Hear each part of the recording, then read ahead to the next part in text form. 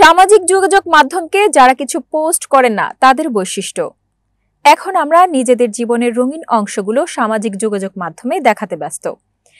টাটকা সেলফি, বাসি স্মৃতিকথা, দুর্দান্ত ভ্রমণের ভিডিও, রেস্তোরাঁয় খেতে খেতে মজার রিলস, বিরাট সাফল্য নিয়ে দীর্ঘ স্ট্যাটাস, কিছুই বাদ পড়ছে না।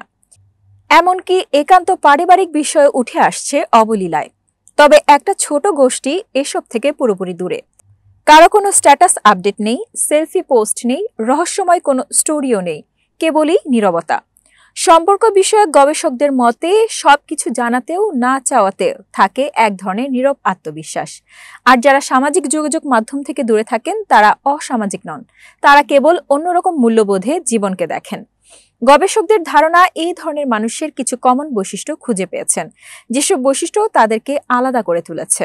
চলুন দেখে নিই তাদের এমন 7টি বৈশিষ্ট্য যা সাধারণ থেকে সেসব ব্যক্তিদের মধ্যে যারা তা দেখানো নয় বরং নিজেকে জানায় বেশি গুরুত্ব দিয়েছে।